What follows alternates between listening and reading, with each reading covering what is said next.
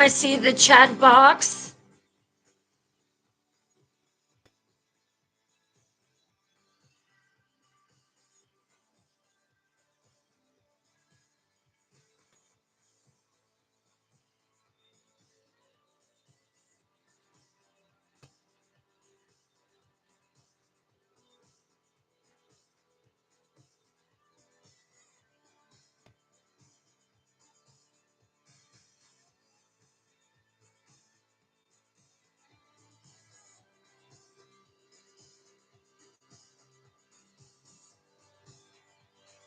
How's the music?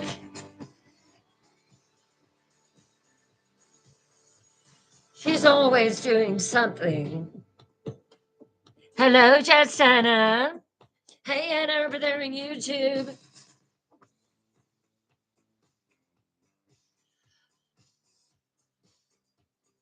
X, I've still got to look at the merch. I'm so sorry. I will do it. I will do it. I will do it.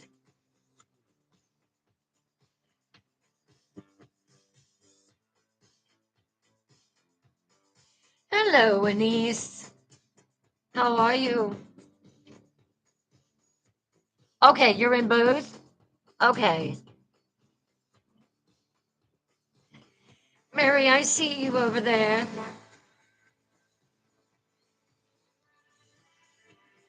Hey, Bad Kitty Pop Tart. It's good? Okay, cool. Good. Oh, I love the cherries by your name. That reminds me of my story I'm writing right now. Cherry Hill. Thank you for the follow, Anise. Anise, do you like scary stories?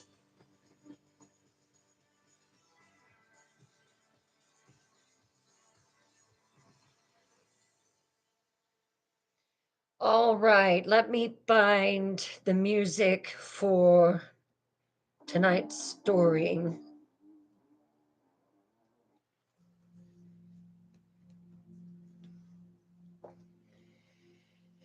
You're eating cherries. I love them.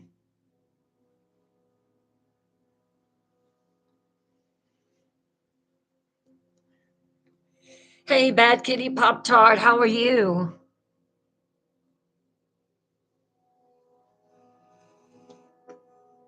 Can you hear the music now, Mary?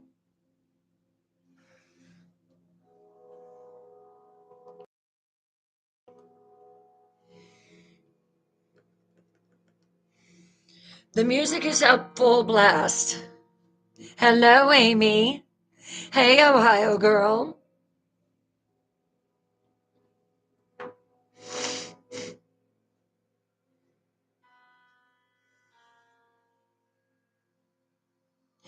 If you are just coming in, my name is Britt Morgan. I'm a horror author. I am also a teller of every kind of scary story imaginable. Tonight is True Crime Tuesday. This story that I am going to tell tonight is just mind boggling.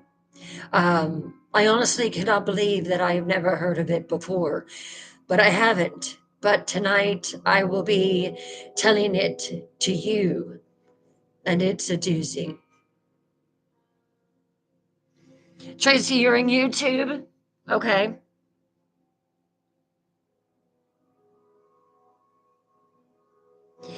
You can hear the music only when I speak? That's odd. I'm wondering if perhaps I need to connect a speaker to this laptop um, for music. I would have to charge it. That will have to be something tomorrow night. That is so super weird.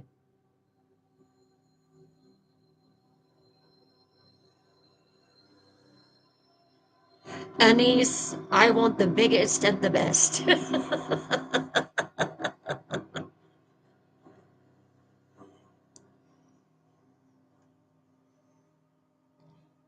I really want to make the YouTube experience really good, but I think it's going to take time.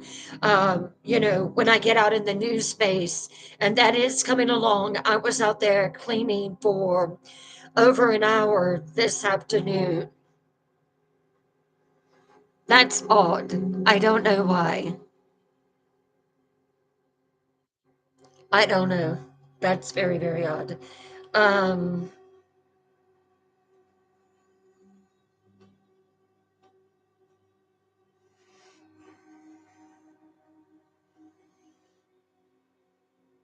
I do H8 cab and I'm preparing it, getting it ready. I hope to have it done here within the next 2 weeks. It's taking a little bit longer than I thought it would because there is a lot of junk.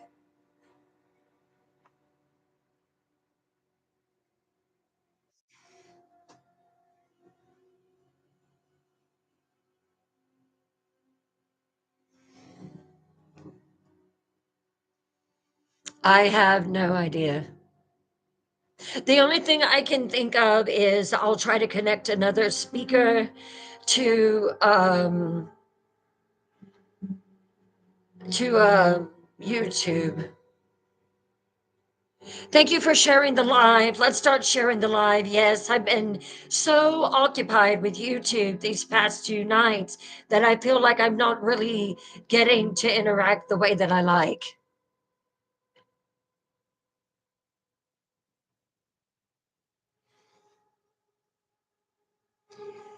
Let's go ahead and get started though.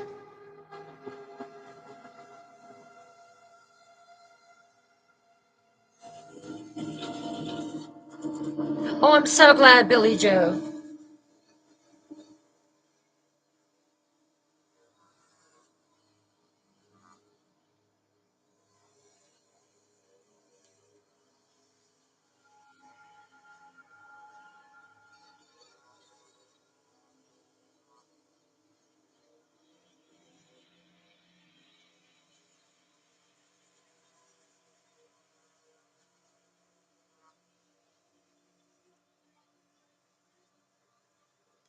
It looks good on YouTube. I just got to get my screen behind me the way I want.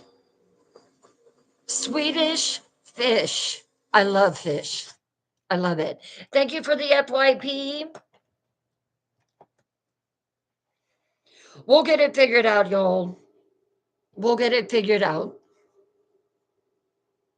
Hello, Emma. How are you?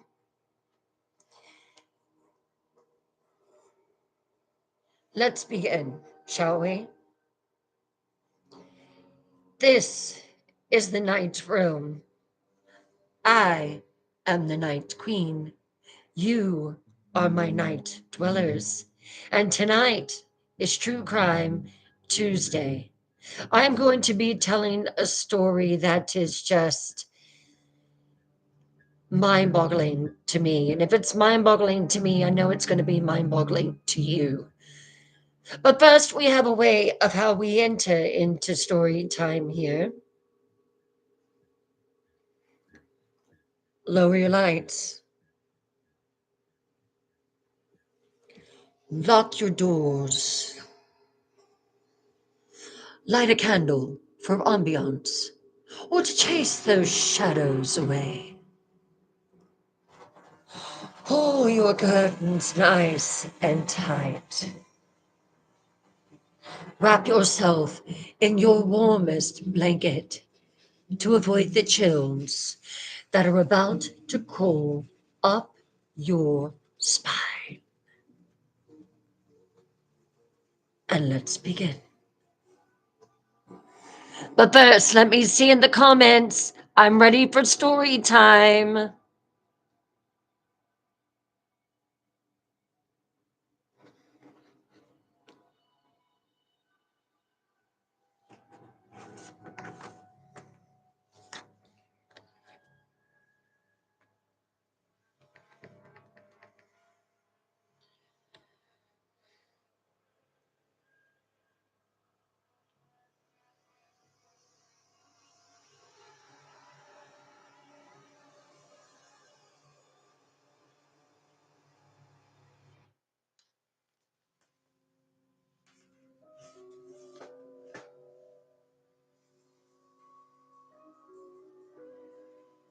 FYF. Wonderful, wonderful. Good, Susie.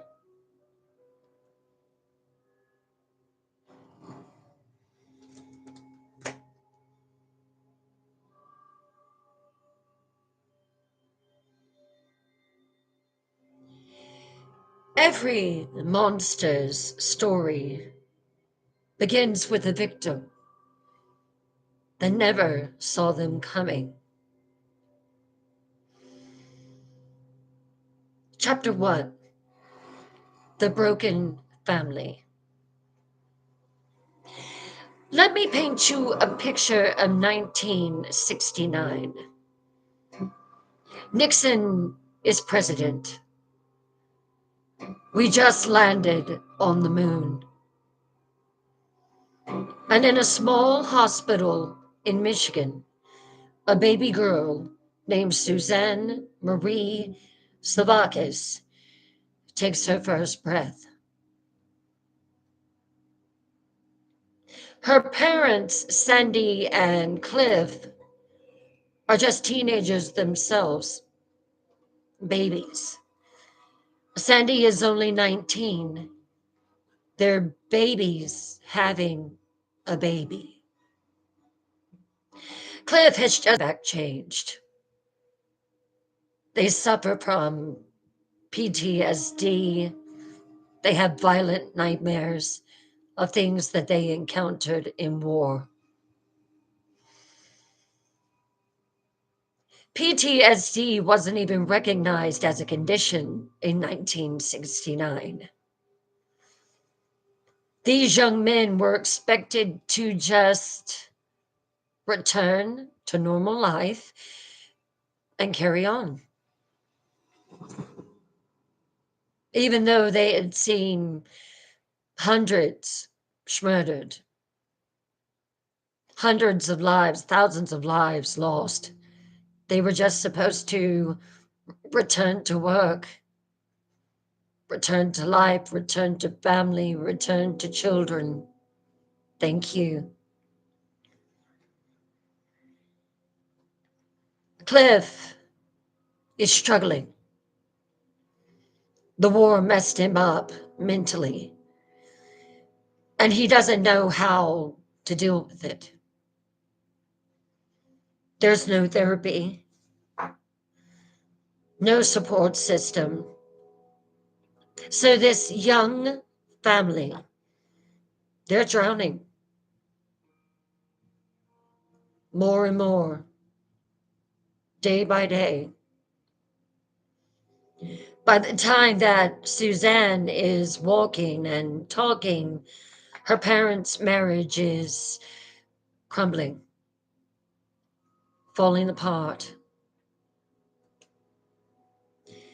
Picture little Suzanne, if you will, 2 or 3 years old, watching her daddy pack his bags and leave. She doesn't understand why. She just knows that daddy isn't coming home anymore. Now I want you to picture Sandy, Suzanne's mother, a single mother in the early 1970s with no education, no real job skills, trying to raise these beautiful little girl by herself. She's working multiple jobs to try to support her, struggling to keep the lights on, to put food on the table. Sandy's desperate, and she eventually meets another man named Dennis Brandenburg, and they get married. Suddenly, Suzanne has a stepdad and three extra siblings, half sisters, Amy and Allison, and a baby brother, her full blooded brother named Philip, who everyone calls Stevie.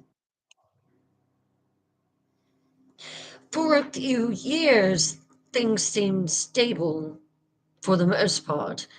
Suzanne is growing up in this blended family. She's a very happy child, she's happy. Things seem normal. She's smart. Suzanne was incredibly smart, and you'll find out just how smart she is later down the story. Teachers noticed her intelligence right away. She was kind and funny and always helping other kids. But money is still tight, and life is still hard.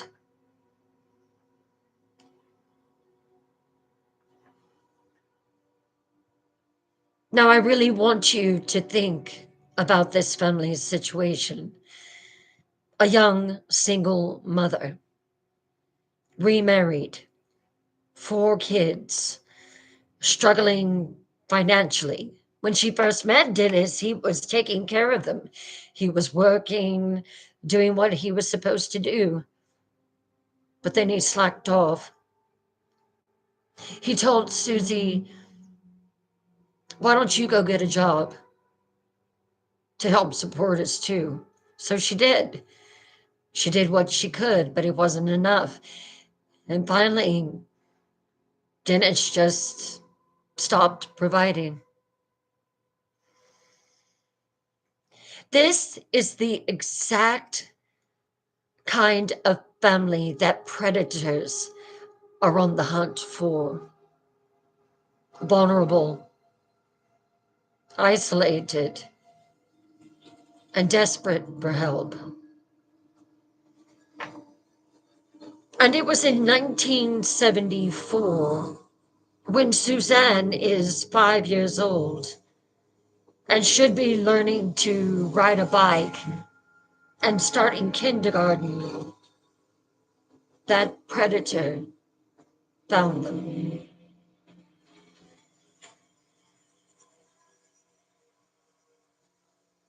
Because sometimes the devil doesn't come with horns and a pitchfork. No. Sometimes he comes with a smile and a promise to save you. Chapter 2. The Devil in Disguise. He found her at her most vulnerable moment. And that was no accident.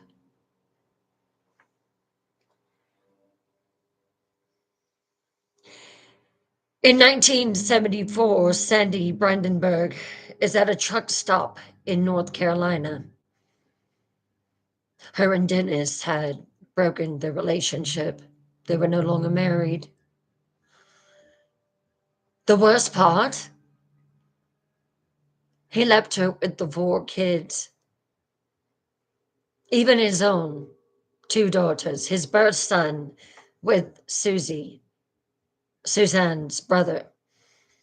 Four kids at home, bills piling up, feeling like she's drowning.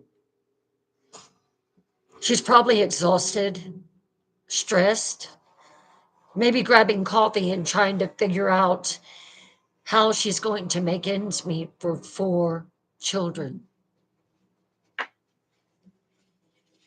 That's when he approaches her. Franklin Delano Floyd. But he's not using that name. To Sandy, he's Brandon Williams, charming, well dressed, articulate. He strikes up a conversation. Now, let me tell you who Franklin Lloyd really is, Night Dwellers. Because Sandy has no idea what's about to walk into her life.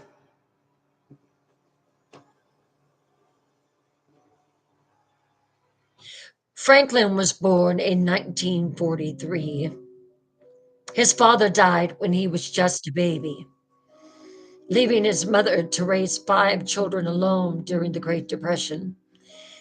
But here's the thing, lots of people grow up poor and don't become monsters. Floyd made his choice. By age 4 years old, Floyd was already showing signs of disturbing behavior. By his teens, he was committing sexual assaults. By his 20s, he was a career criminal. Bank robbery, kidnapping, rape, assault, you name it, he did it. This man had spent more time in prison than out of it. But when he met Sandy, his recently, he had just gotten out on parole. And he's learned something in prison. He's learned something all the time that he was behind bars. He's learned how to be charming, how to manipulate, how to find vulnerable women with children.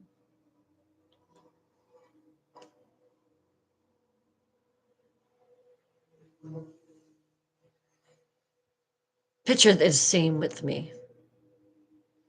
Sandy is probably in that truck stop or restaurant, feeling like she has reached the very end of her rope. Maybe counting change to see if she can afford that cup of coffee.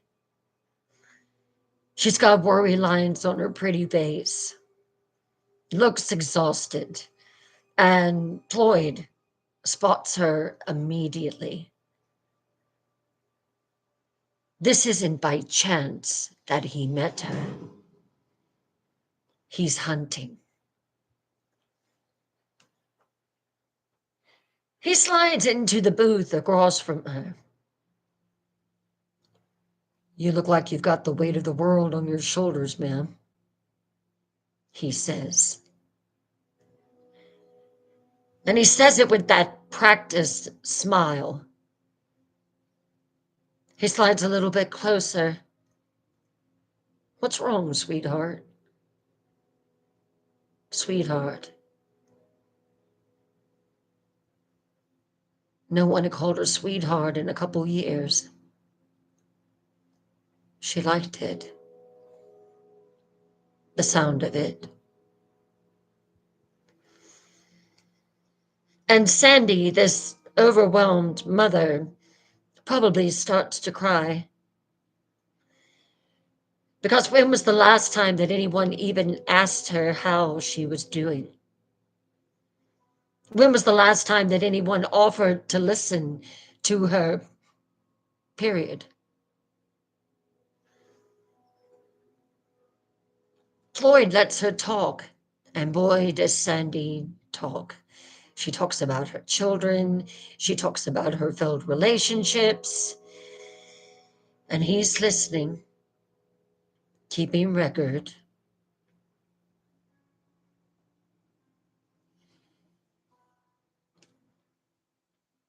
She talks about the bills, she talks about raising four children alone and how hard that it is, about feeling like she's failing as a mother. He nods sympathetically. He's understanding, he's kind, and he's good looking. Then he drops the line that will destroy her family. You don't have to do this alone. Let me help you. Let me be the father that those children deserve.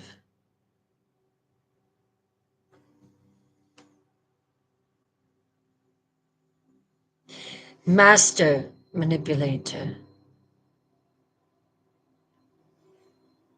After just 1 month of dating, one, 30 days. Floyd proposes.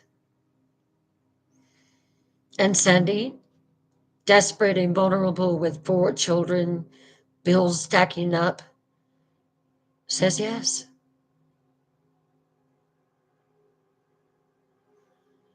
She thinks God has sent her an angel.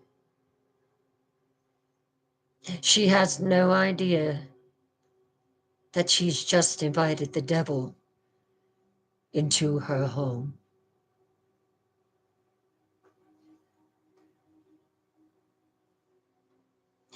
Chapter 3.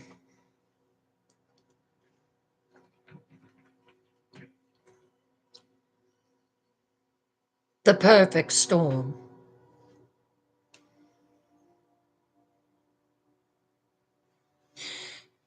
Sometimes the most dangerous moments in life look like answered prayers, don't they? 1975. The Brandenburg family has moved to Dallas, Texas with their new stepfather, Brandon Williams. On the surface, things look good. Floyd has a job. He's helping with bills. The kids seem to like him. But let me tell you what's really happening behind closed doors. Because this is where the horror story truly begins. Floyd is studying this family like a predator. Studies prey. He's watching the children, learning their personalities, their routines, their fears. And he's particularly focused on Suzanne. Suzanne, who is just 5 years old, may I remind you. Let's think about what Suzanne looks like at 5 years old. She took after her mother. She's a beautiful little girl. Blonde hair, blue eyes, absolutely beautiful, stunning. She's bright, she's trusting, and she's affectionate. She has no problem with waking up and giving Brandon, Daddy, a hug when he asks for one. She's calling this man Daddy because that's what her mother told her to do. He's your daddy. He takes care of you. Respect him. Be nice to him. He's all we've got. She has no idea that she's living with a monster. Her mother has no idea of what she's brought in around her children. No clue.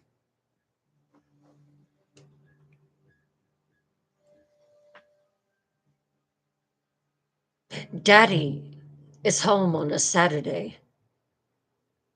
He sent Susie to the grocery store. He told her to take the rest of the kids with him, and he would bond with Suzanne. Bond. So he pulls out his camera. He tells her, "You're such a beautiful young lady. Let's take pictures of you.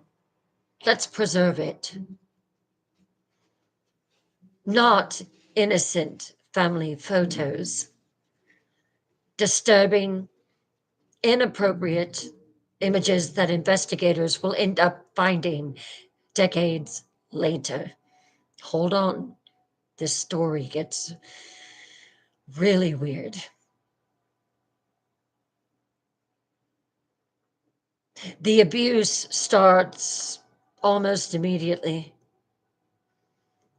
But Suzanne is 5, so she doesn't understand that what is happening is wrong. She doesn't understand what's happening to her. She knows that he comes in her bedroom. He knows that She knows that he pulls the covers away from her. and says, "Be good to daddy." And to this 5-year old, it's normal. And the man that her mommy married is the one that is doing it.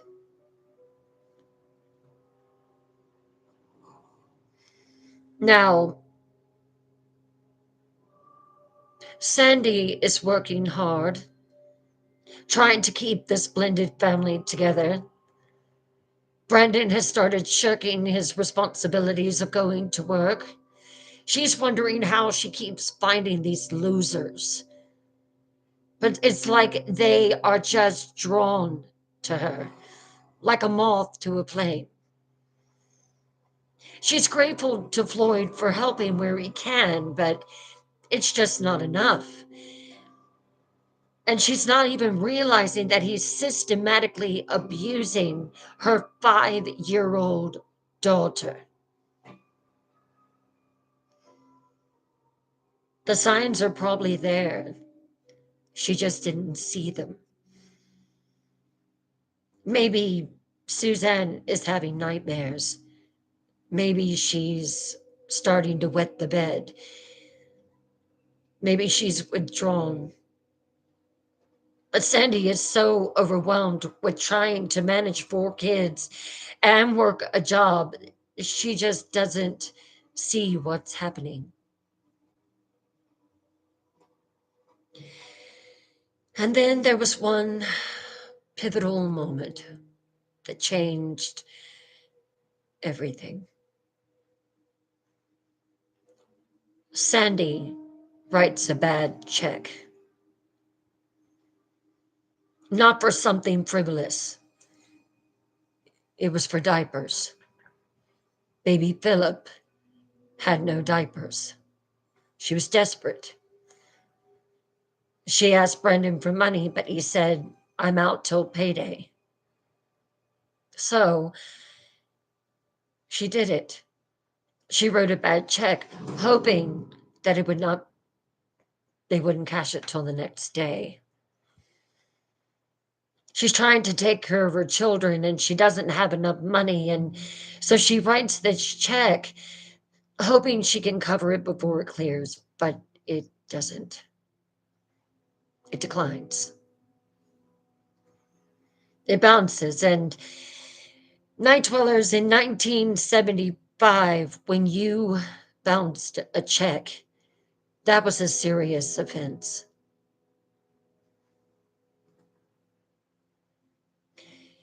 As she's being taken away, she was given 30 days in jail. She looks back at Floyd holding Philip with the 3 other kids standing beside him, and she says, "Take care of my babies," she says with tears in her eyes. "I'll be back in 30 days." Floyd nods solemnly at her. "Don't worry, honey," he says. "I'll take good care of them."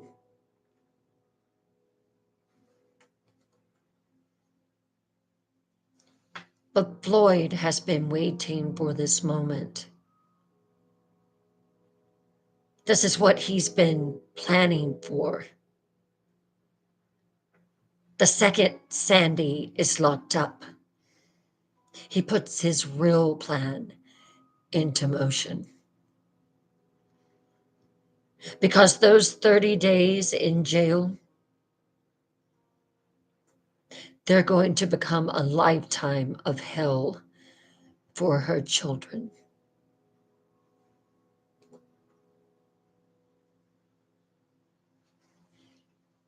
Chapter 4.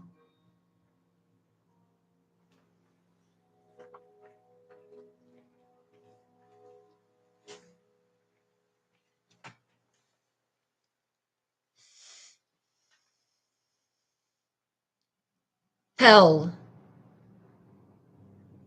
it's coming home to find your children gone and nobody willing to help you look for them. April 1975. Sandy Brandenburg walks out of that jail after 30 days, probably thinking about, I would imagine, hugging her babies that she's been away from for a month, making up for lost time, getting her life back on track. She's decided that she's going to leave Floyd and she's going to go back to North Carolina and she's going to lower herself and she's going to ask her mom and dad to let her stay with them until she can get back on her feet. This is the plan that she came up with while she was in jail. But when she gets home, the house is empty. Not just quiet, empty. No children's voices, no toys scattered across the floor, no baby bottles in the sink. It's like her family has just up and vanished. Let me paint you this picture because I need you to really feel what Sandy is experiencing in this moment. She's running through the house and she's calling their names. Suzanne, Philip, Amy, Allison, where are you? Brandon! But there's no answer. Just echoes in an empty house. She finds a note. Floyd has taken the children and left town. No forwarding address, no phone number, no explanation whatsoever.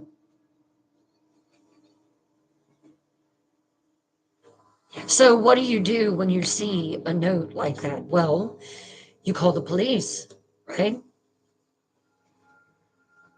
She's hysterical. She's begging them to find her babies. But you know what the police tell her? Ma'am, he's your husband. He has a right to take the children. This is a domestic abuse. This is not a kidnapping. That's what the police tell Susie. Can you imagine? Your children are gone, and the police won't help you because the man who took them has a marriage certificate. So for days, Sandy is searching everywhere, calling hospitals, police stations, going to truck stops, asking if anyone has seen a man with 4 children. She's desperate. She's terrified. She's not sleeping. She's not eating. And then 3 days later, she gets a tip. Someone saw children matching her daughter's descriptions at a church run children's home across town. So Sandy races there and she finds Amy and Allison. They're safe, but they're confused and scared. They have been asking, where's Mama? They keep asking, where's Suzanne? Where's Philip? So the church workers tell Sandy that a man dropped the girls off, said their mother had abandoned them, and he couldn't care for them anymore. The church lady said that he seemed very sad, very concerned about their welfare. They had no reason to doubt him. So the 2 girls were back, but Suzanne and baby Philip were gone. No trace of them anywhere. Suzanne tried every orphanage, she tried everywhere she could possibly think of, but they were nowhere to be found.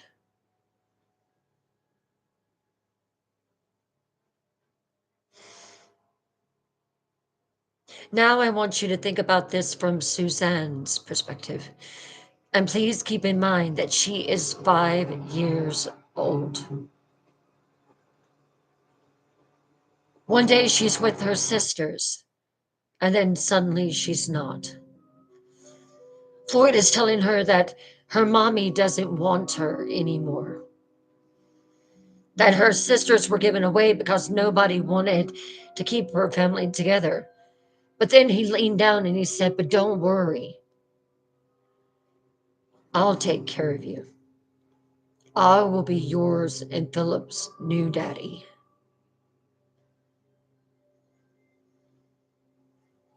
Suzanne doesn't know that she's been kidnapped.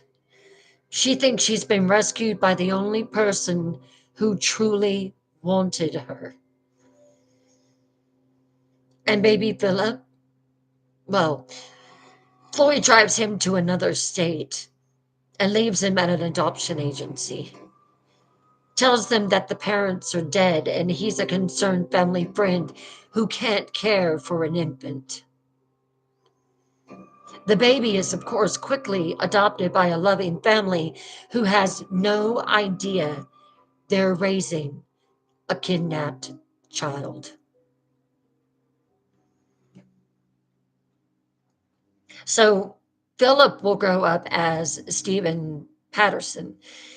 For 44 years, he'll have no idea that his real name was Philip, that he had a sister named Susanna that was 5 years old, who died trying to escape the man who took them both.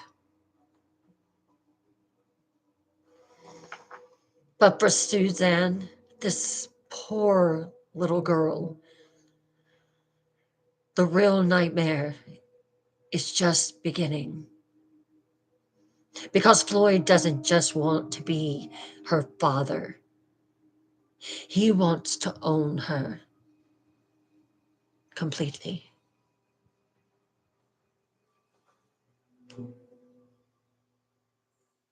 Chapter 5, Erasing a Little Girl.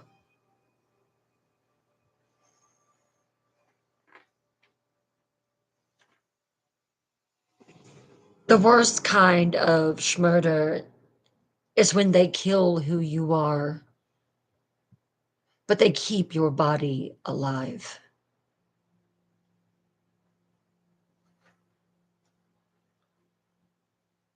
This is where the story for me truly becomes heartbreaking. Because Floyd doesn't just kidnap Suzanne, he systematically destroys every trace of who she really is. Think about what defines a 5-year-old child: their name, their family, their history, their sense of where they come from. Floyd erases all of it.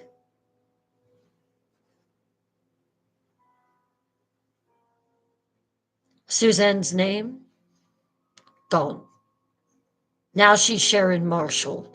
Her father, Cliff Savakis, the Vietnam veteran who couldn't handle family life but never stopped loving his daughter, dead in a car accident, according to Floyd. That's what he told. Never existed, according to Floyd. Her mother, Sandy, dead of cancer. Her sisters, Amy and Allison, never had any sisters. Baby brother, Philip, what baby brother? Floyd creates an entire false history for this little girl. They moved to Oklahoma and he enrolls her in school as Sharon Marshall. I'm shocked that he let her go to school. He's Warren Marshall. He changed his name yet again.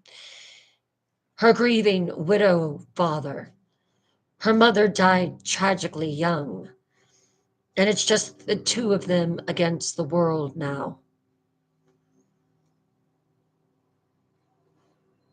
Can you imagine being 5 years old and being told that everyone you ever loved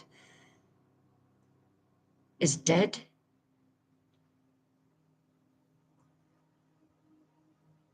I try to picture my little night queen being 5 years old and being told that.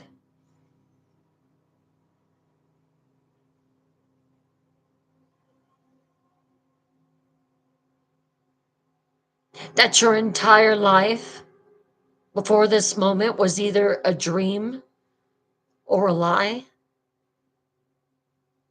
that they didn't exist.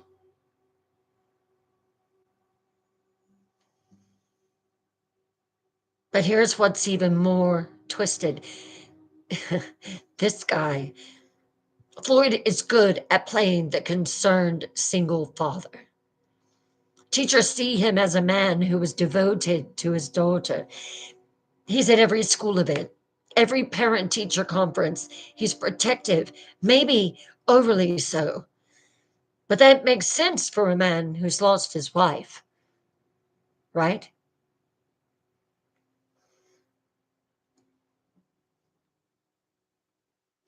What they don't see is what happens at home.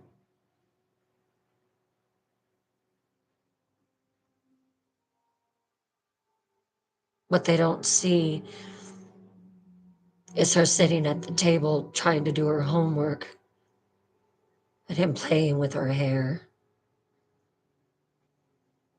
What they don't see is him telling her it's bath time and her hands beginning to shake.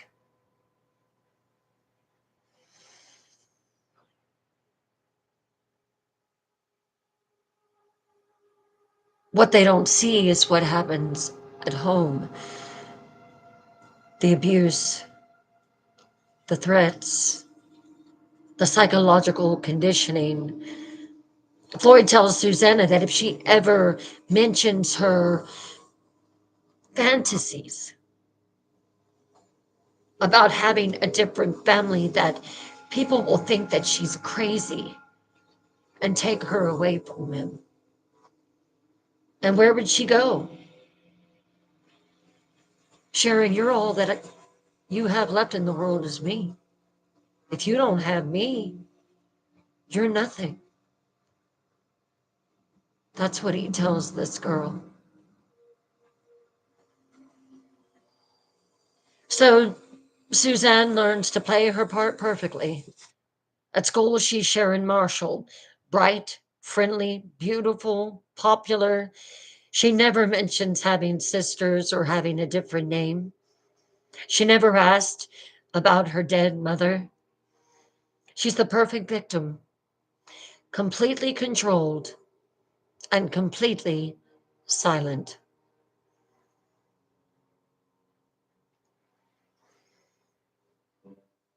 They move constantly.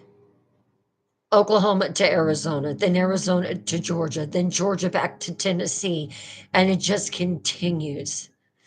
New schools every year or two. Lucky if it was two. That was only when people started to ask really hard questions. Floyd tells people they move so much because it's too painful to stay in one place with all the memories of Sharon's mother. But really, they're moving because Floyd is paranoid at the thought of getting caught. That's what it is. He's still a fugitive from federal charges, and he's got a kidnapped child. Staying in one place too long is too dangerous. Each move reinforces Suzanne's isolation. She can never form long lasting friendships because they're always leaving. The only constant in her life is Floyd. That is it. Her captor, her abuser, the man who's convinced her that he's her savior. And here's what's remarkable. This is absolutely remarkable. Despite living in this hell, when I read this, I was like, wow, Suzanne's natural intelligence and kindness shine through. There was no signs of her being abused. There was no signs of her being terrorized. There was no signs. Teachers remember Sharon Marshall as an exceptionally gifted young girl. Gifted programs, the honor roll, the science club. She's funny, she's caring, she's always standing up for kids who are picked on. Maybe she helps the outcast because she recognizes something in them. Maybe when you're living a secret this big, you have compassion for other people's pain.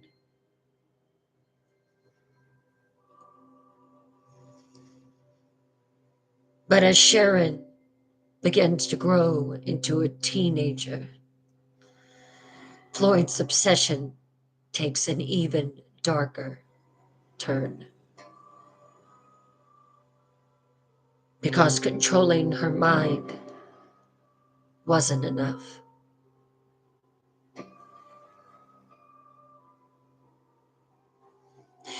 Let's take an intermission, go get coffee, cake, chocolate, whatever. And when we come back, I'm going to show you some pictures of Suzanne and I'll continue the rest of this true crime story. I'll be right back.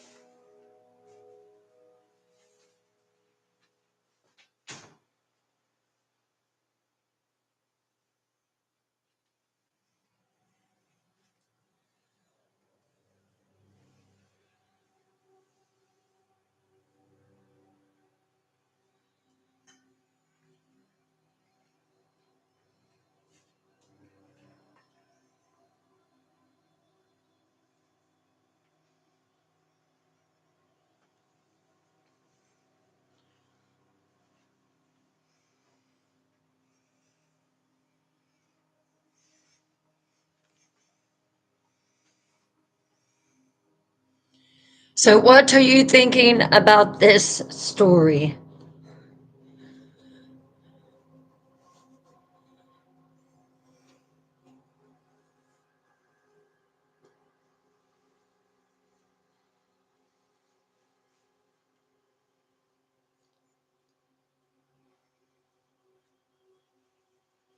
It's got your Irish up. Yeah, it gets worse. So much terribly worse. Have you ever heard of this story? They may have taken them away because it's no longer a subscriber. It's changed over to Superfan. So I'm probably going to have to go back in and put everything back in again. I know at AJ Cav, absolutely. It's just terrible. It's absolutely terrible. So no longer called a subscriber, called a super fan. I had to go in last night and look at I had to go in last night before the no, Sunday. I had to go in when we were doing the subscribers chat and couldn't find it anywhere. And then I saw a tab that said super fan and I'm like, super fan. And everything was there. So I had no idea about that change. Hey, Hopi Love, little butterfly. How are you? So they just keep making all these changes, and I'll have to look in there and see if I can find it. Hey, Magic Moon, how are you doing, darling? The name of this story is The Girl in the Picture, and I'm getting ready to show y'all pictures of this lady.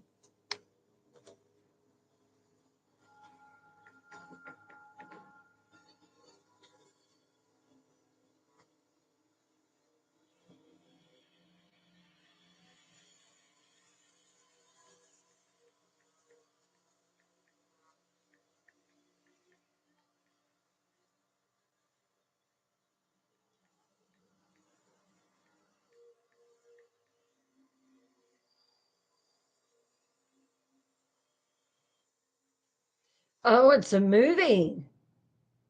There's a documentary mystery about it. I didn't know that.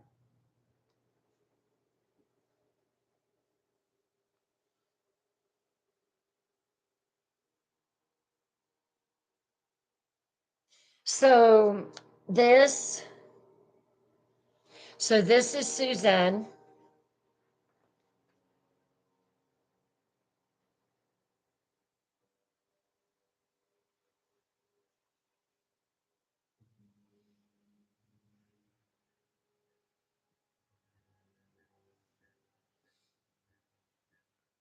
That's when she was just a little girl.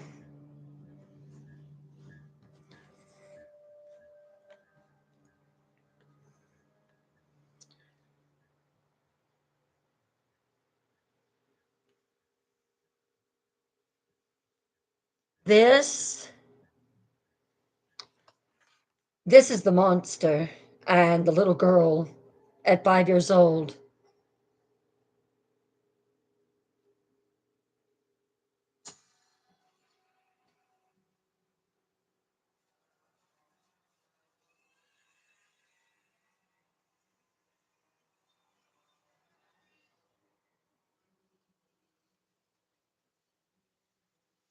Oh yeah, you can tell. I thought so too when I saw it.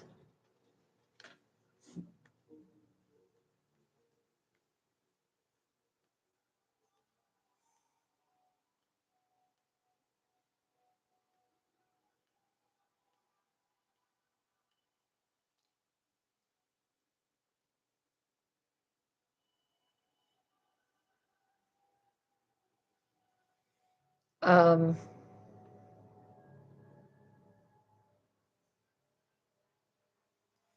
this is Suzanne.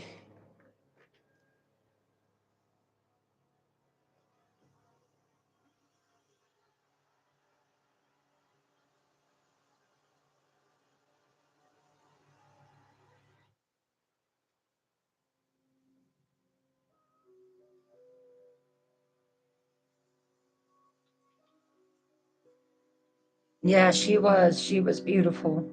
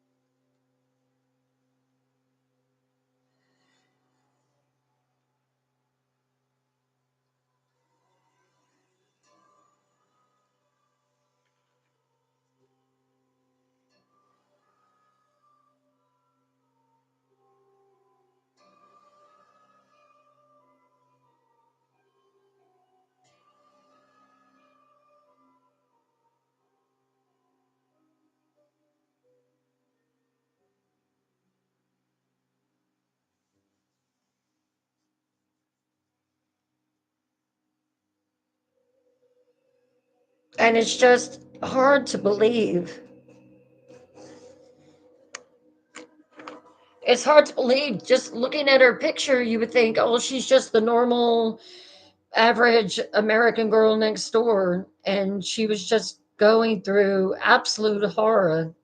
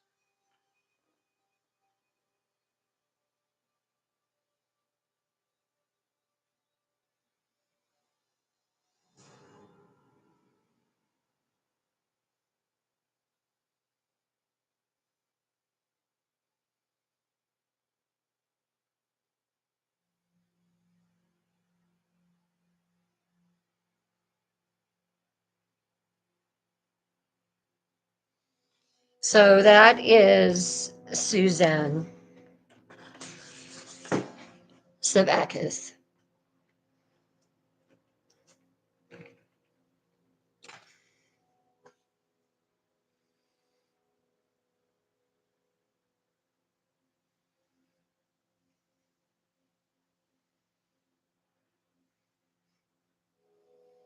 Hey, Nana Sherry. Hey, Rodine Savior. Yeah, so I have no idea, Nana Sherry, what um, TikTok is doing right now. I really don't. I'll try to look into it and see. I would think that they would restore um, everything. Half of the time, I don't even know what they're doing. I just try to take it day by day, you know. But I'll see what I can find out for you.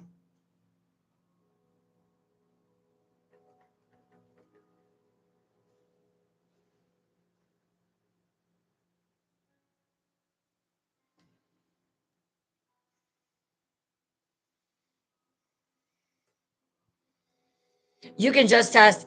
You can ask X and Julie. Like sometimes I'm just like, I don't know. I don't know what they're doing.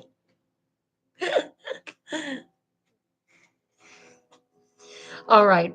Are y'all ready to hear the rest of the story?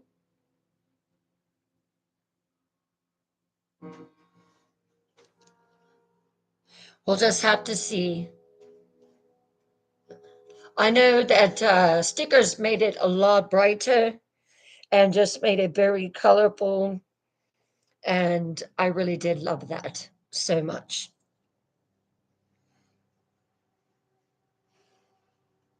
But we'll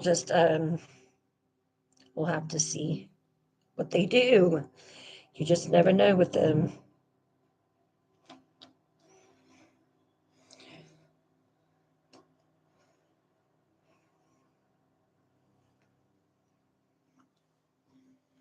All right. So let's see now. All right. Chapter 6.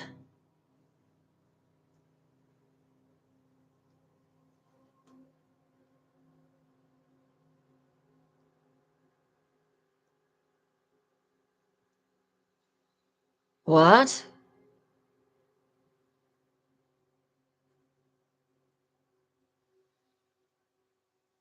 I'll have to look into it when I get a little breathy boo. Chapter 6. The Stolen Dreams. She had her whole future planned out, and he destroyed it with a single sentence. By the time that Suzanne reaches high school, remember, she's still living as Sharon Marshall. She's become an extraordinary young woman despite the horror of her daily life. Picture her at Forest Park High School in Georgia, 1985. She's 16. She's beautiful. She's blonde. She has blue eyes. She's brilliant. She's popular. Her teachers are in awe of her intelligence. She's in advanced placement classes. She's in ROTC. She's in the science club. She reads Shakespeare for fun. Her dream? Sharon Susan wanted to become an aerospace engineer. She wanted to design spacecraft and explore the stars. That's what she wanted to do. This girl who's been trapped her entire life dreams of literally reaching for the heavens. And she's not just smart, she's kind. Friends remember her always defending kids who were being bullied, always helping classmates who were struggling with their grades. Maybe when you know what suffering looks like up close, you develop a deeper empathy for others. But here's what her friends and teachers don't know. Every single day, Sharon Marshall goes home to hell. Floyd is watching her every move. He monitors her every phone call. He picks her up from school and drives her home so she can't spend time with friends unsupervised. He's convinced that she'll remember her past if she gets too close to anyone. The abuse that started when Suzanne was 5 years old has never stopped. It's just escalated. But Suzanne has learned to compartmentalize, to survive by being perfect at school and silent at home.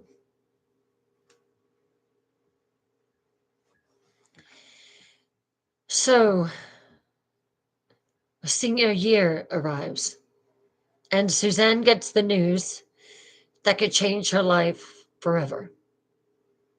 She's been accepted to the Georgia Institute of Technology with a full scholarship to study aerospace engineering.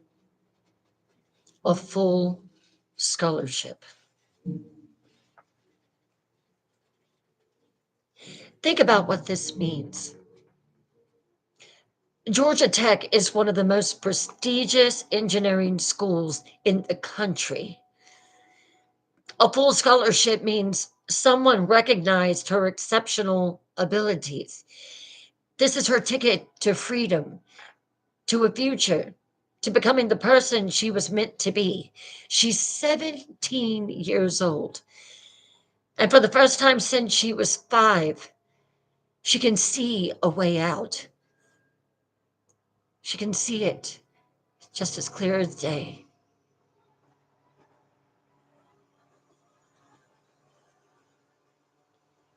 But then she gets pregnant. Now, we don't know all the details of how this happened. Was it relationship with the classmate? Was it assault from him? The records aren't clear, but what we do know is that when Floyd finds out, he sees an opportunity to destroy her dreams once and for all. He tells her, "You're not going to college." Just like that. 17 words that shatter everything she's worked for. Can you imagine this brilliant girl who survived kidnapping, abuse, constant relocation? She finally has a chance at freedom, at a normal life, at becoming an engineer and reaching for the stars. And the monster who stole her childhood now steals her future with a single sentence. Friends remember Sharon crying, telling them, "My father won't let me go to school." They think it's just a strict parent being unreasonable. They have no idea that they're witnessing a kidnapping victim whose captor has just destroyed her only escape route.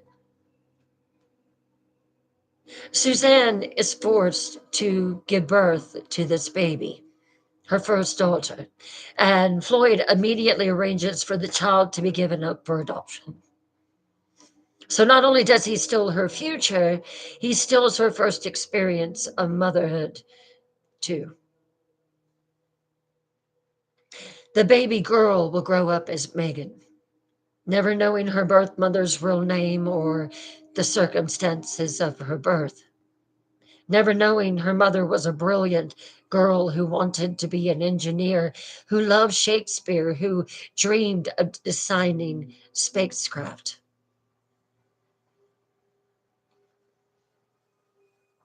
Instead of college dorms and engineering labs, listen to what Floyd does next. So Floyd drags Suzanne to Tampa, Florida. Instead of studying physics and calculus, he forces her to work in strip clubs to make money for him who destroyed his life. Can you believe it? At this point, I believe anything that man does.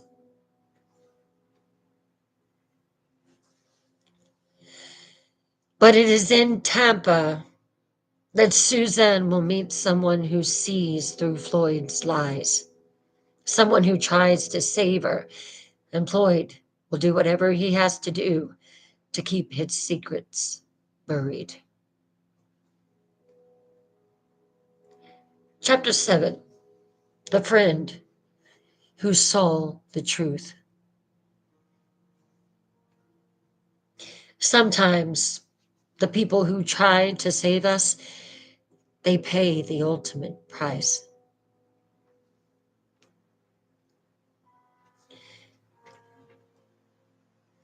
Tampa, Florida, 1988. Suzanne is 19 years old, working in a strip club under Floyd's watchful eye. She should be starting her junior year at Georgia Tech right now. That just infuriates me. Deep into her engineering studies, she should have been.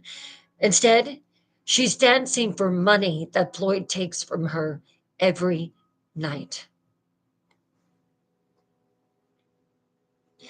But something beautiful happens in Tampa. Suzanne has another baby, Michael Anthony Hughes. And despite everything she's been through, despite the circumstances of her life, she is a devoted, loving mother. Finally, she has someone to love who can love her back unconditionally. Michael becomes her world. Co-workers at the clubs remember how she would light up talking about him, showing pictures, saving every penny she could to buy him clothes and toys, though Floyd controlled most of her earnings. It's at one of these clubs that Suzanne meets a woman by the name of Cheryl Ann Comesso. Cheryl is another dancer, but more importantly, she becomes the first real friend that Suzanne has had since she was 5 years old. And Cheryl sees what others have missed. She notices how Floyd controls every aspect of Sharon's life, how he drives her to work and picks her up, how he monitors her phone calls, how Suzanne always seems nervous, always looking over her shoulder. Cheryl starts asking questions. Why does your father treat you like that? Why can't you go out with us after work? Why do you give him all your money, Sharon? And slowly, carefully, Suzanne starts opening up. Not about her real identity. She doesn't even know that about herself at this point, but about the control, the abuse, the fear. Maybe for the first time in 14 years, someone is listening to her, believing her, caring about her well being. Cheryl starts watching Floyd more closely, and she does not like what she sees. This man who claims to be Suzanne's father is possessive in a way that makes her skin crawl. The way he looks at Suzanne, the way he touches her, the way he jealously guards her from any outside friendships. So one day, Cheryl pulls Suzanne aside and says the words that will seal her own fate. You need to leave him. You need to take Michael and you need to run. You need to get as far away from that man as you can. You got to leave him, Sharon, before he unalives you.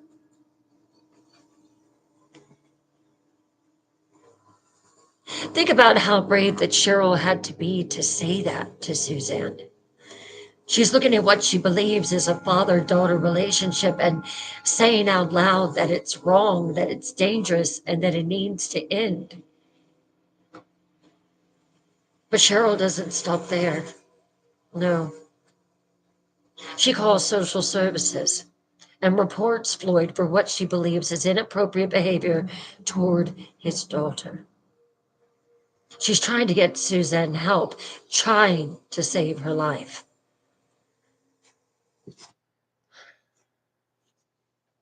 Floyd finds out about Cheryl's interference, and Franklin Delano Floyd, he doesn't leave witnesses. Cheryl Camesso disappears. One day she's there trying to save her best friend. The next day she's gone. Her trailer at the Golden Lantern Mobile Home Park is found burned to the ground. Neighbors reported seeing Floyd and Suzanne leaving Tampa immediately after Cheryl vanished. For 5 years, nobody knows what happened to Cheryl. Her family thinks maybe she just ran off. She was a spirited girl. She went wherever the wind took her, started a new life somewhere else.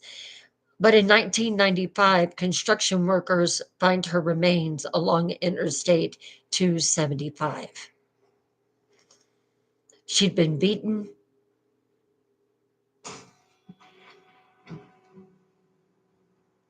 and passed as a result of 2 shots in her head.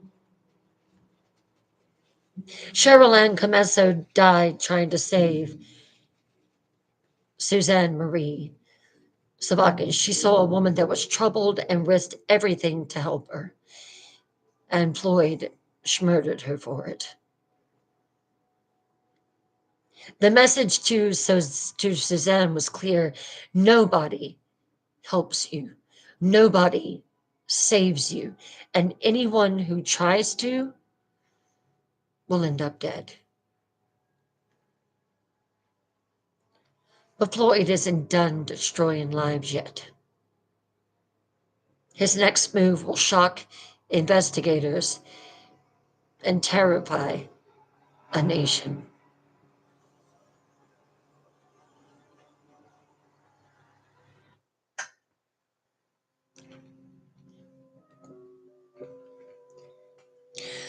I told you it was a crazy one, didn't I?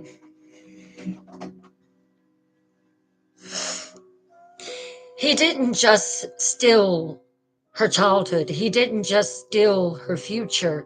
Now he was going to steal her identity as a woman. So after murdering Cheryl Comesso, Floyd knows they have to leave Tampa. Too many people are asking questions, and the police might start looking into Cheryl's disappearance. So he takes Suzanne and the baby Michael to New Orleans, Louisiana. And there in 1989, Floyd commits what might be the most psychologically twisted crime yet. He marries her. Yes, you heard me right. He marries her. Let that sink in for a moment. This man who has held Suzanne captive since she was 5 years old, he has abused her, controlled her, isolated her, destroyed her dreams, and murdered her only friend. And now he forces her to marry him. The names on the marriage certificate are Clarence Marcus Hughes and Tanya Dawn Tadlock. He changed her name again. Floyd didn't even give them original fake names. Do you know what he did? He stole these identities from tombstones in Alabama. Even their wedding identities belonged to dead people.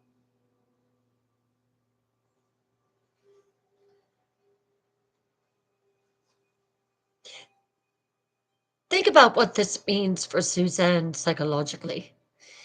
For 14 years, Floyd has been her father. It was sick and wrong, but there was at least some twisted logic to it. Kidnappers often pose as parents or relatives. But now she's supposed to be his wife. The man who had been abusing her since kindergarten is now legally her husband in the eyes of the law. Can you imagine the confusion, the horror, the complete psychological breakdown this must have caused? Everything she thought she knew about their twisted relationship has now changed again. She's not his daughter anymore. She's his wife. She's not Sharon Marshall anymore. She's Tanya Hughes.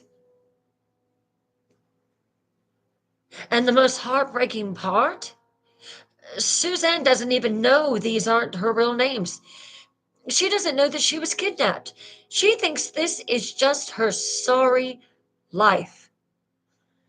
This is just who she is. She has no idea that her real name is Suzanne Marie Sabakis and that she has a father named Cliff and a mother named Sandy who never stopped looking for her.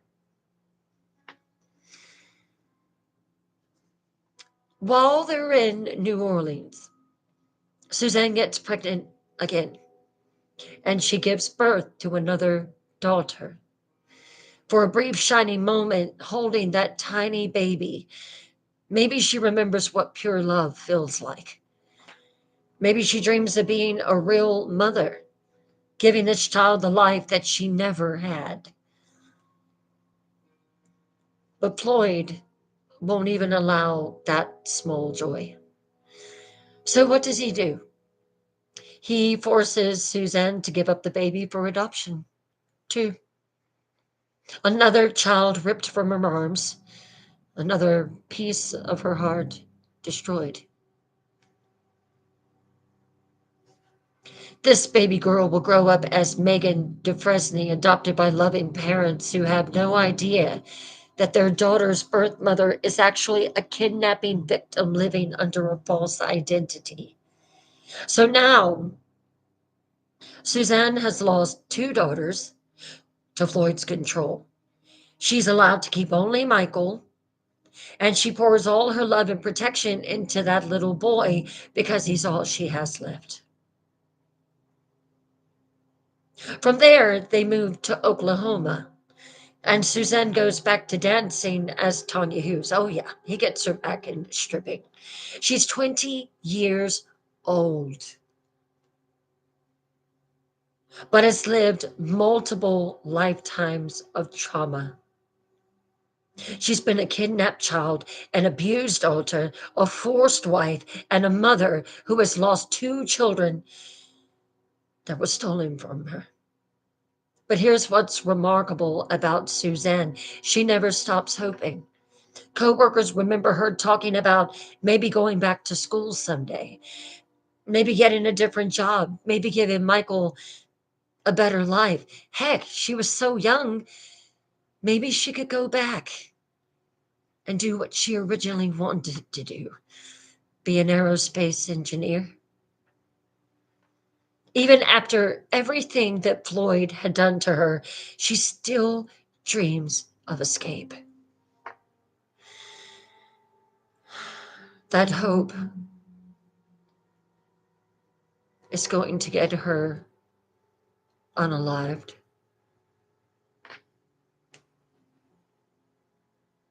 Because in April 1990, Suzanne is going to make a choice that puts her and Michael in real danger.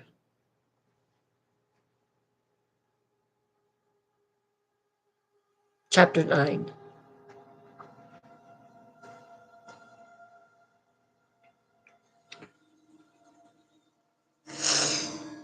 By 1990, Suzanne has been Floyd's prisoner for 15 years, three-quarters of her life. She doesn't remember her real name, her real family, or her life before Floyd, but she knows something is deeply wrong with this situation. And she's desperate to give 2-year-old Michael a better life than the one she's had. So, working at the strip clubs in Oklahoma City, Suzanne meets other young women who talk about normal relationships, normal families, normal lives. And she starts to realize just how abnormal her situation really is.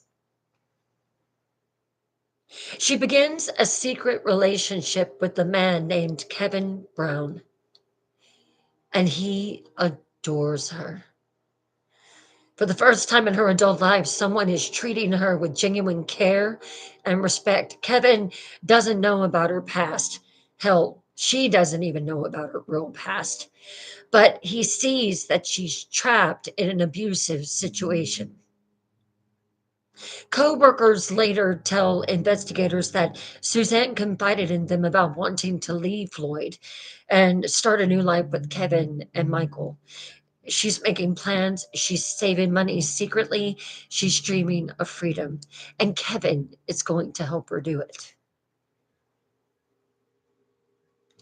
I want you to think about what it took for Suzanne to even consider leaving that monster after 15 years. This man had controlled every aspect of her life since she was 5 years old. He's convinced her that she has no family, no past, no identity outside of what he's given her. He's murdered her best friend. He owns her completely. But maternal love is powerful. Suzanne looks at little Michael and knows that she can't let Floyd do to him what he did to her. She won't allow it. She can't let her son grow up in this nightmare. April the 30th, 1990. It's a Monday evening in Oklahoma City. Suzanne goes grocery shopping, probably planning to cook dinner for Michael, maybe thinking about the new life she's going to build with Kevin. But Floyd is suspicious. Maybe he's noticed the changes in her behavior. Maybe someone told him about Kevin. I don't know. Maybe he just has that predator's instinct that tells him that his prey is planning to run.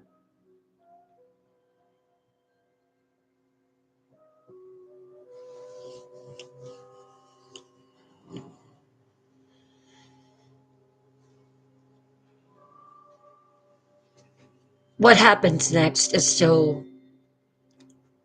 officially unsolved, but investigators do have their theories. Suzanne is found unconscious on the side of Highway 35, groceries scattered around her body. She has massive head trauma, not from a car accident, but from being beaten with a blunt object. Floyd rushes her to Presbyterian Hospital, playing the panicked husband. She was hit by a car, he screams. Someone help my wife. But the medical staff immediately notice that her injuries don't match a hit and run. This looks like an assault. Someone beat this young woman nearly to death. Unfortunately, Suzanne never regains consciousness. She dies the next day, May the 1st, 1990. She's 20 years old. 20 years old. And she's been Floyd's prisoner for 15 of those years. The official cause of death is listed as a hit and run, but everyone who sees the evidence knows better. There's no way. Floyd was never charged with the murder, but investigators believed that he did unalive her when he discovered she was planning to escape. After 15 years of captivity, abuse, and control, Suzanne Marie Savakis finally tried to run, and Franklin Floyd murdered her for it. She's buried as Tanya Hughes because nobody knows her real name. Her real father, Cliff, has no idea his daughter is dead. Her real mother, Sandy, is still wondering if she'll ever see Susie again. They don't even know how to grieve for her. For 24 years, Suzanne will lie in an unmarked grave while her family continues to hope she's alive somewhere, safe and happy. The girl in the picture finally has a name on a headstone, but it's the wrong name. But Floyd's crimes aren't over because now he has custody of 2-year-old Michael, and what he does next will haunt America forever.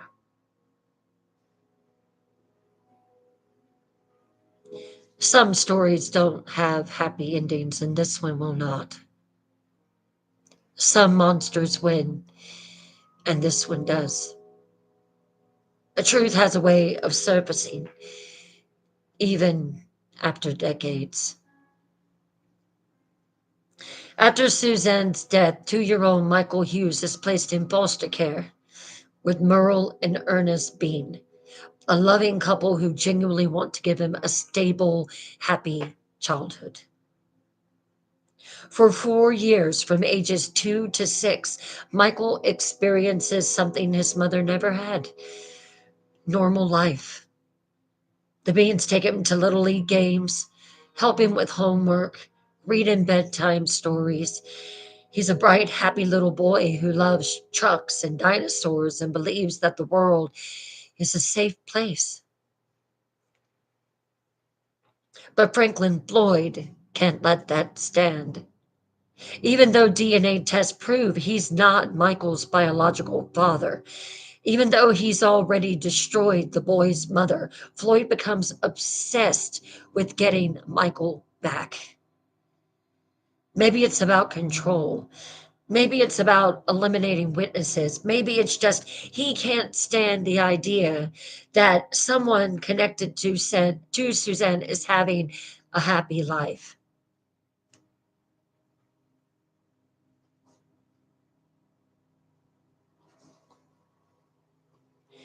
September the 12th, 1994.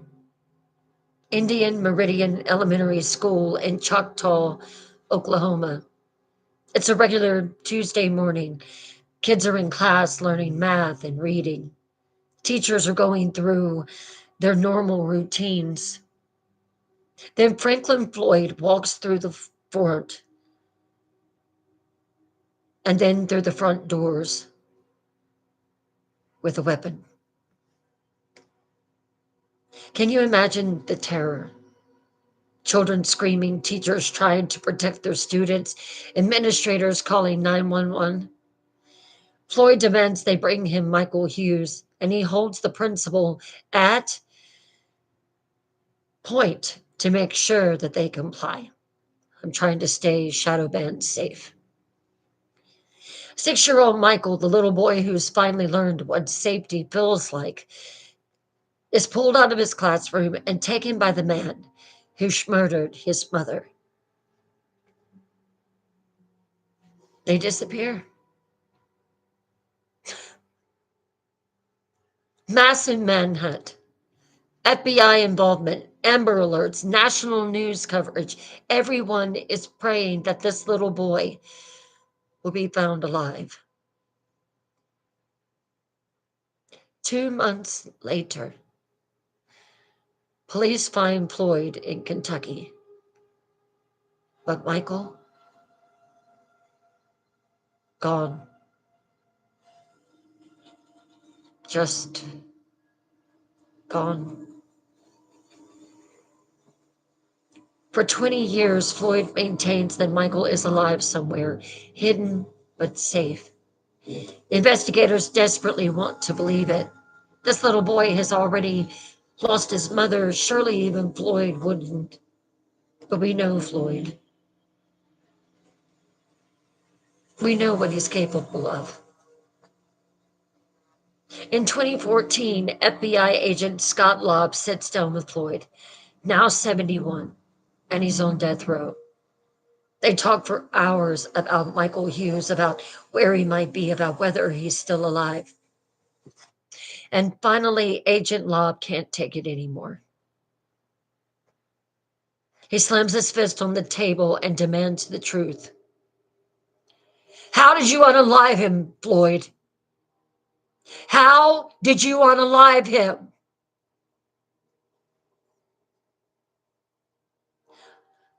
Floyd's fake tears stop instantly. His whole demeanor changes, and he says the words that will haunt Agent Lobb for the rest of his career.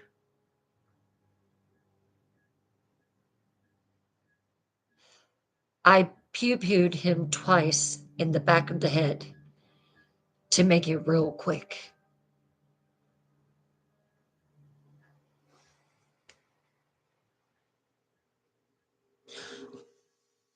Michael Hughes was murdered the same day that Floyd kidnapped him from the school. All those years of searching, hoping, praying that this little boy might be alive somewhere, he was dead within hours of being taken. 6 years old.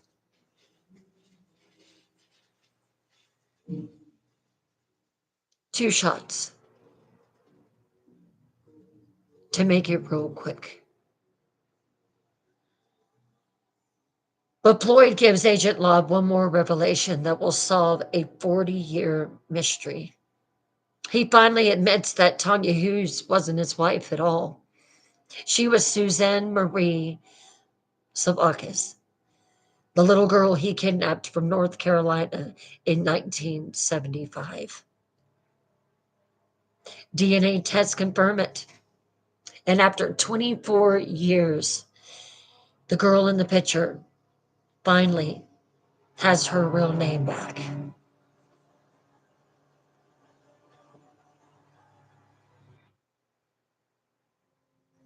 The survivors and the truth.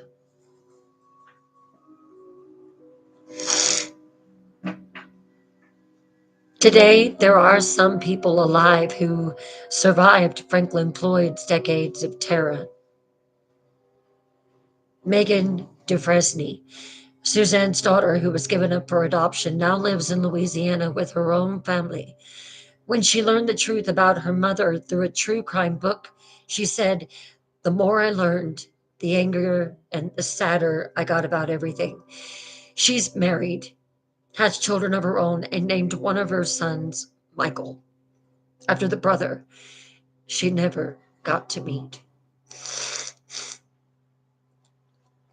Stephen Patterson, baby Philip, who was taken with Suzanne but given up for adoption, for 44 years has lived a completely normal life as Stephen Patterson, never knowing his real identity.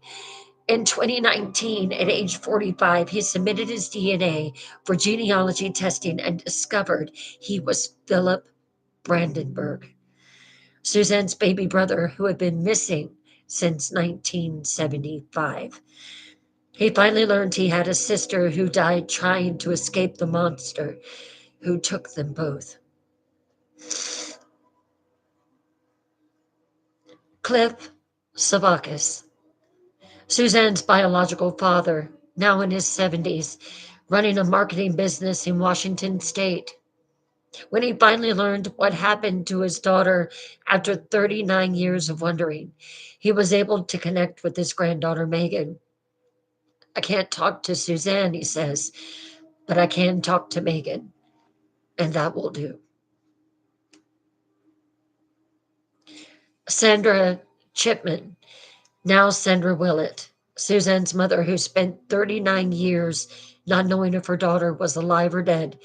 The guilt and trauma of losing her children has haunted her entire life. When Megan tried to reach out and build a relationship, Sandra reportedly said that she wasn't interested. Some wounds are too deep to ever heal.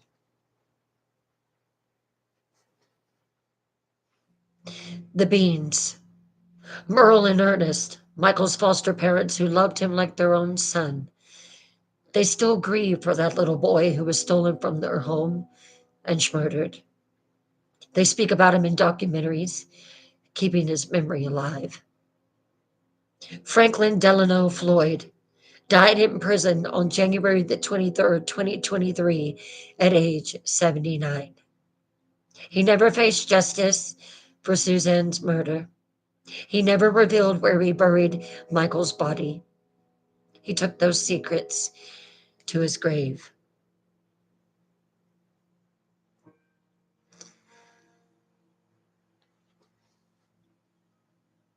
I don't want to end this calling it the girl in the picture. I want to call it the girl who deserved better. Here's what I want you to remember about this story. Suzanne Marie Savakis wasn't just a victim. She was a brilliant girl who loved Shakespeare and dreamed of engineering spacecraft. She was kind to outcasts because she understood suffering.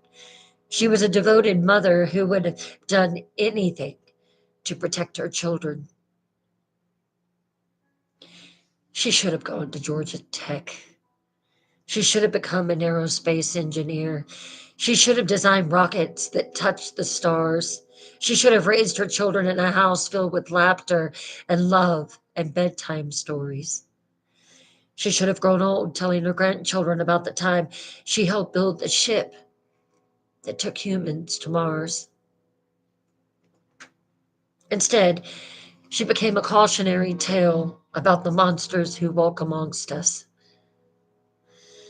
wearing masks of kindness, targeting the most vulnerable families, destroying lives for decades. Her story reminds us that evil doesn't always announce itself with horns and fangs. Sometimes it shows up with a helpful smile when you're at your most desperate moment. Sometimes the person offering to save you is the one that you need saving from. But Suzanne's story also reminds us of the power of truth. For 24 years, she lay in an unmarked grave under a false name. But truth has a way of surfacing. Investigators never gave up. Journalists like Matt Burbeck and another investigator was always asking questions. FBI agents like Scott Lobb kept pushing for answers, and I'm glad he did. And finally, Suzanne Marie Savakis gets her real name back. Her family got closure. Her story got told. She can't tell it herself, so we tell it for her. We remember the girl who should have reached for the stars, who deserved so much better than the hand that life dealt her. It's just so sad. We remember Suzanne tonight. Please post a candle in the chat if you would. We remember Michael. Please post a candle for him if you would. We remember Cheryl. Post a candle for her too, who died trying to save them. And we never, ever forget, don't ever forget that monsters are real. And they're often hiding, and I've said this multiple times, they're hiding behind the kindest faces.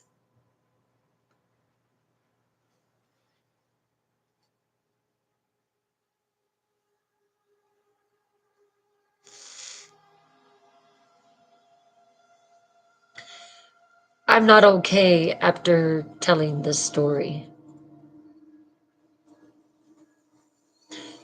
Hug your kids tonight tightly.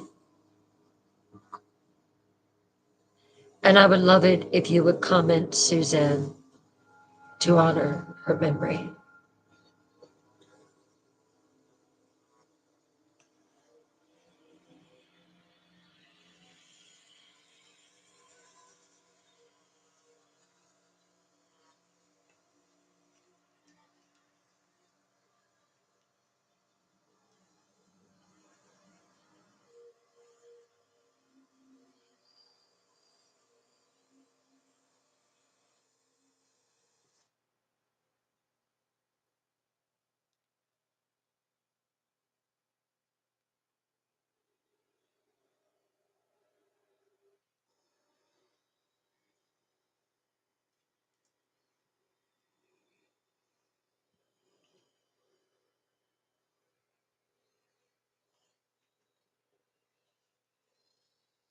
Thank you.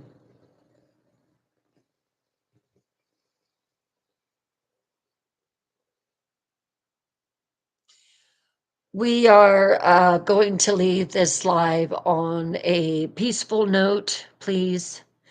Um, so there will be no music, no glowing eyes. I'm always going to respect the victim.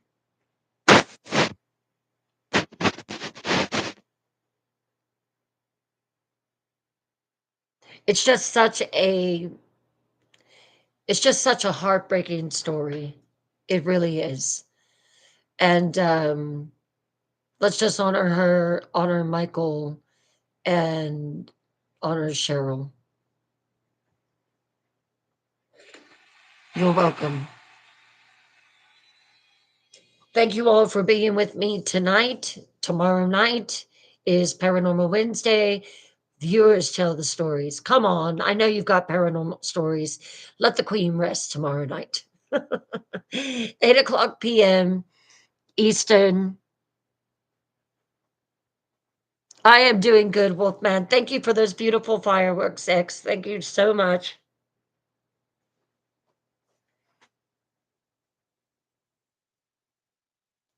Love you back, Nikki. I love you all. Let's just retire and just keep these people that had such tragedy in their lives. Let's just keep them in our thoughts tonight. I love you all. I'll see you tomorrow night.